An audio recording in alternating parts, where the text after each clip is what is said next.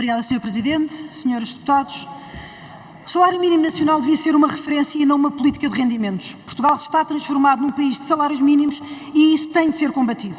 Mas vamos começar pelo início. A primeira pergunta é: qual é o valor que a concertação social tem quando há dias se fechou um valor, ainda por cima mais alto que o estabelecido no ano anterior? Esta negociação não é legítima? Não deve prevalecer? É que hoje estamos aqui a debater outros valores. E não podemos, ou não deveríamos, transformar este debate, estas propostas, em manifestações de virtude.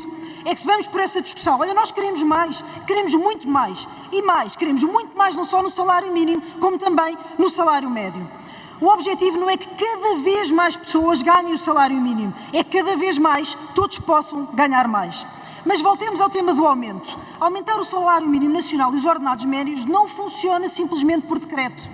Claro que aumentar faz muita diferença, sobretudo porque quem pouco ganha, qualquer diferença faz muita diferença. O problema é que, em termos de política pública, nós temos de ambicionar mais e temos de ir aos fundamentos da economia. Eu recordo que no acordo de rendimentos, já no ano anterior, havia diversos pressupostos que incluíam crescimento, produtividade.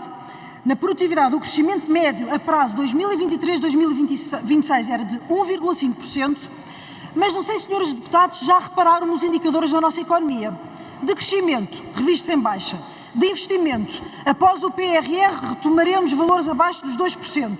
Competitividade, continuamos a decrescer nos rankings de competitividade. E na produtividade, face aos tais almejados 1,5%, relembro os valores enunciados há poucos dias pelo Conselho de Finanças Públicas, de 1% em 2023 e 1,3% em 2024.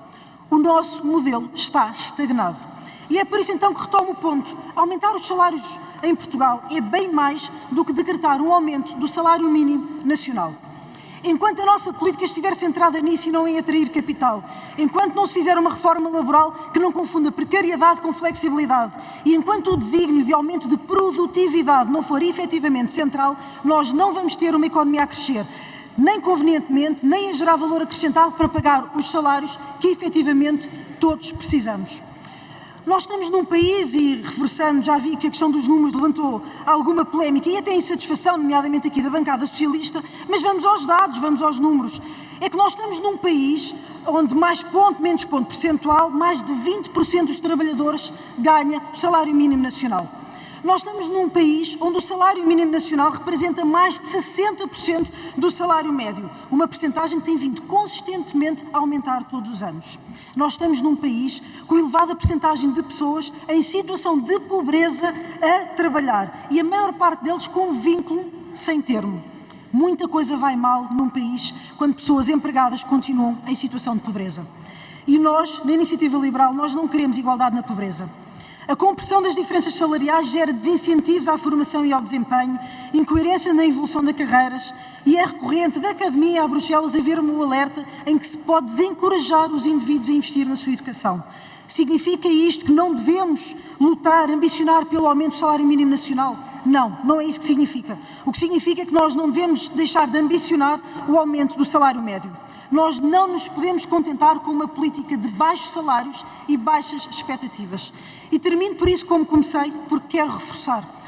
O salário mínimo nacional devia ser uma salvaguarda e não uma política de rendimentos.